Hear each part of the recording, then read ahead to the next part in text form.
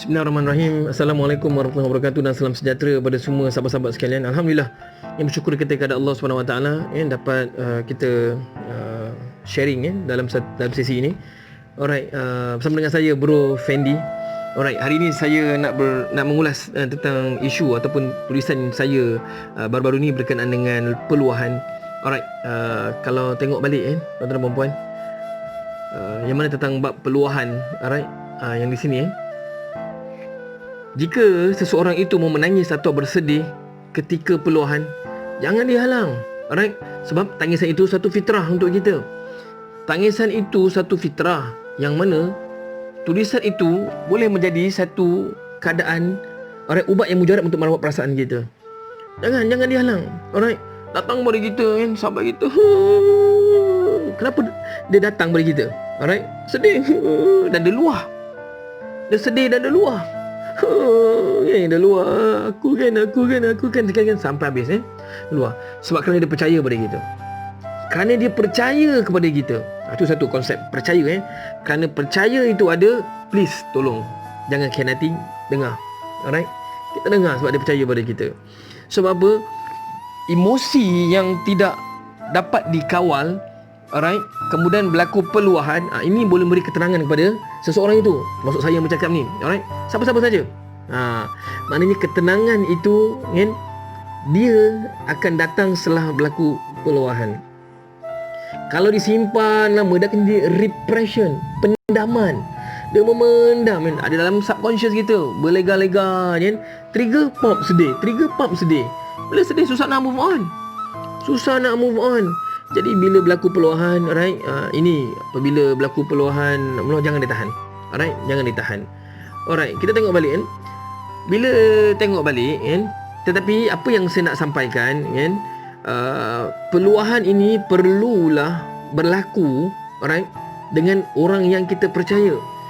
Alright, terutamanya benda-benda yang melibatkan sensitivity. Contohnya hal suami isteri dan sebagainya. Bayangkanlah kalau kita macam saya katakan di sini hendaklah berkongsi peluahan itu mesti dengan orang yang selayaknya dan dipercayai, bukan sebarangan, kerana apa yang diluahkan itu mungkin menjadi aib suatu hari nanti. Jadi luahlah pada orang yang betul, yang betul, yang dipercayai. Okey, kalau tengok balik, biasanya dalam berkawan tentu ada yang boleh dipercayai, namun semuanya tidak. Alright, semuanya tidak. Jadi bila kata semuanya tidak, bermaksud apa? Alright, kena saring lah. Kena saring. Sebab tuan-tuan perempuan, kita ni dah lah sedih. Kemudian bila dengar cerita kita pula dijaja oleh kawan-kawan yang kita percaya, tak double sedih ke tu? Silap-silap triple sedih. Oh, sedih. Dah lah hadap isu, member tu pula boleh cerita ke orang lain. Allah, sedih. Jadi benda-benda kita sama-sama fikir. Fikir kan. Kemudian bila rujuk balik di sini tambah lagi tidak semua sahabat kawan sejati itu perlu tahu isu peribadi kita. Macam saya sebut tadi lah, misalnya hal suami isteri, hal rumah tangga, ataupun apa-apa hal perkara yang anda rasa itu suatu yang sangat sensitif bagi diri anda. Jadi bukan semua, tuan-tuan dan puan. Ada orang cakap takkan tak boleh nak cerita. Boleh cerita, tetapi jangan cerita hal-hal rumah tangga, isu orang kata apa, dalam kain, alright, kepada orang tak sepatutnya. Ini yang menjadi isu ni. Sebab sekarang bolehlah kita kata kita berkawan, betul, kita kawan, kau lah kawanku dunia akhirat. Tapi bila berlaku konflik, habis. Alright, jadi justru carilah yang selayaknya untuk mendengar luahan anda, seperti pegawai psikologi, kaunselor, alright, pegawai perubatan lah, yang mana datang ke hospital, ke klinik, dia cerita semua tu kan, insyaAllah pegawai perubatan atau doktor ni orang boleh dipercaya, yang mana biasanya melalui permasalahan yang dia hadapi, doktor ni bila dengar, ini kes-kes melibatkan emosi ni, psikologi punya part ni, dia akan rujuk kepada kaunselor ataupun pegawai psikologi yang ada di situ. Ini penting tuan-tuan perempuan, kena cerita pada orang yang ada autoriti. Biasanya orang-orang yang dinyatakan di atas, yang disebutkan tadilah, kaunselor, pegawai psikologi, doktor dan sebagainya ni, yang ada autoriti ni, mereka tidak ada personal interest terhadap isu yang diceritakan. mereka tak ada personal interest. Alright, bila tak ada personal interest ni, mereka cuba buat untuk membantu anda. Jadi cuba buat kan, cuba salurkan cerita itu pada yang sepatutnya. Okey, kita tengok lagi seterusnya kan. Saya ada pesan kat sini. Maka berhati-hatilah dalam peluahan. Ramai yang terjadi mutakhir ini kejadian kawan makan kawan. Dulu kaulah sahabat dunia dan akhiratku. Bila berlaku konflik, habis dijajah cerita sana sini. Cerita yang dibuat-buat dan ditokok tambah pun ada. Akhirnya timbul krisis yang lebih rumit, kan? Daripada stres, tekanan yang kuat ni, kemudian jadi anxiety dan akhirnya depression. Dan kes-kes ini yang amat menyedihkan, tuan-tuan dan puan. Alright, saya nak nyatakan ada beberapa tips yang mungkin saya boleh kongsikan dengan anda tentang tips peluahan ini. Okey, pertama, tengok nombor 1 tu. Buang sangkaan. Yang ni meluahkan itu tanda orang lemah. Ramai orang anggap, tak naklah luah. Nampak macam orang lemah aja. Aku tak nak dia anggap lemah, kan? Aku tak nak dia anggap lemah. Aku tak nak dia anggap lemah. Ini yang berlaku ni. So tolong buang. Tolong buang tanggapan, kan? Kalau luar ni orang lemah.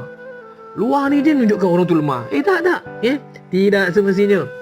Alright, peluahan ini, kan, jikalau di tempat yang betul, inilah menunjukkan bahawa betapa uniknya kita, tuan-tuan dan puan. Allah ciptakan kita, alright, dalam makhluk. Kita ni makhluk sosial.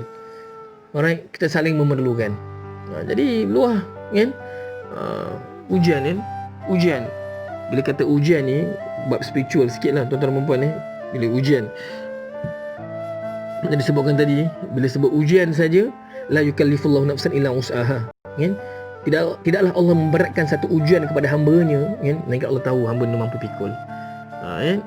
Tak salah untuk anda luahkan. Nombor 2, luah pada orang yang rapat terlebih dahulu, terutamanya kepada pasangan, bagi yang bukan masalah suami isteri lah. Alright, macam isu-isu lain, kan, kat pejabat ada masalah dengan kawan-kawan dan sebagainya, luahlah pada pasangan kita. Tak ada isu. Alright, boleh luah, kan. Bila kata luahan pada pasangan yang terdekat ni, of course suami isteri, kan, pasangan kita. Alright, ini bagi mereka yang tak ada pergaduhan lah, maknanya bukan isu melibatkan mereka berdua tu, antara anda dan pasangan anda. Tak ada masalah, anda luah, kan. Dan tapi kalau benda macam saya ni yang memegang rahsia-rahsia orang ni, taklah, tak boleh lah. Kaunselor kat luar tu, mereka tahu, psikologi kat luar tu mereka tahu. Alright, maknanya bukan kita nak cerita kat orang balik rumah, sayang abang tak ada kes ni, tak boleh, memang tak boleh. Dan Alhamdulillah, bukan kebanyakan lah, Alhamdulillah. Kalau macam saya personally, isteri saya dia tak pernah tanya saya dengan siapa klien hari ni, siapa, apa isu yang, tak pernah. Alhamdulillah, saya bersyukur, dan dia faham kerja saya. Alright, okay lah, bukan nak ni, sekali kita bodek isteri kita. Alright. Okay, yang ketiga, jika berlaku salah faham suami isteri yang serius, luahlah pada yang profesional seperti pegawai psikologi, pegawai psikologi kaunseling, kaunselor, kerana ini lebih selamat berbanding rakan kawan baik. Nombor 4, bukan tidak boleh meluahkan pada kawan. Boleh, namun perlu diingat, bukan meluahkan isu-isu besar, apatah lagi isu rumah tangga. Kerana apa? Kerana tak boleh luah, kan? Kerana kita tidak mahu menjadi satu benda yang besar, menjadi aib, kan, satu hari nanti.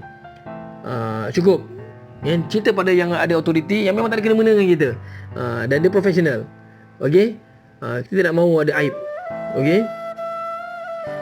Nombor 5. Okey, sentiasa berlapang dada dengan apa yang dilalui, kerana ujian kita semua berbeza. Harus meletakkan dalam diri bahawa setiap sesuatu yang berlaku pasti ada hikmahnya. Kita makhluk sosial yang Tuhan ciptakan. Kita saling memerlukan, kerana manusia tidak boleh hidup bersendirian. Ya, kita saling memerlukan.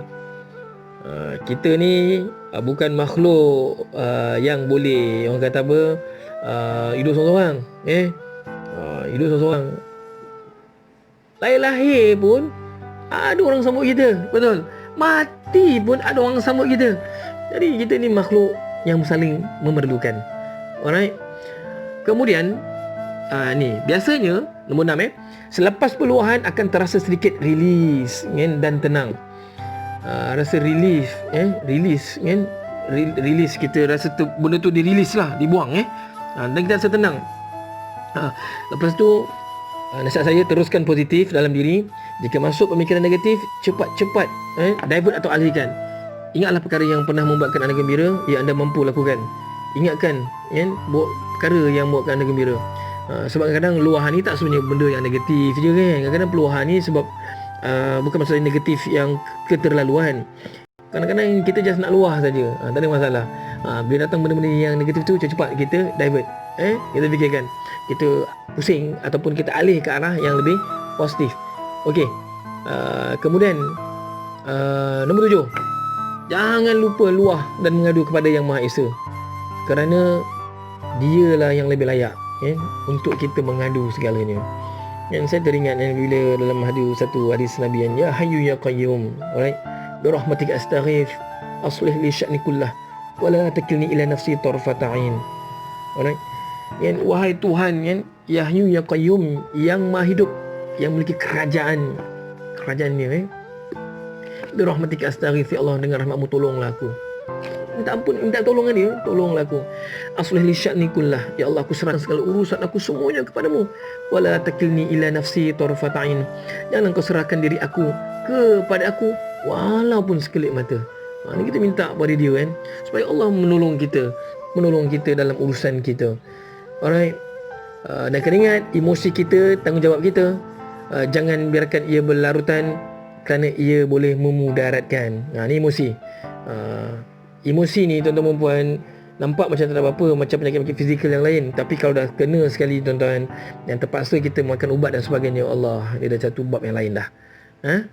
Alright. Kemudian pesanan saya, semoga tidak tersalah pilih kawan untuk bercerita dan meluah. Alright. Semoga kita semua diberikan kawan-kawan yang baik. Saya doakan kepada kita semua agar tidak tersalah memilih kawan dalam peluahan. Kawan boleh ramai tuan-tuan dan puan, tapi tak semua boleh dengar peluahan kita. Alright. Boleh, tapi tak semua boleh mendengar peluahan kita. Kadang-kadang bila orang dengar, rimas lah aku dengan dia ni, asyik nak luah aja tak semua orang boleh dengar. Jadi mudah-mudahan kita akan digunakan kawan-kawan yang baik, yang mana boleh mendengar peluahan kita. Dan saya harap ini jadi satu kumpulan konsep ini boleh menjadi satu motivasi untuk anda sendiri. Okey, ingat, sangkakan yang baik-baik, fikirkan yang baik-baik, alright, dan harapkan baik-baik. Dan akhir sekali, doa yang baik-baik. Mudah-mudahan kita digunakan apa sekeliling kita ni semuanya baik-baik. Apa yang kita dapat semuanya baik-baik, insya-Allah. Jadi itu saja, sekian, wabillahi taufiq wal hidayah. Wassalamualaikum warahmatullahi wabarakatuh.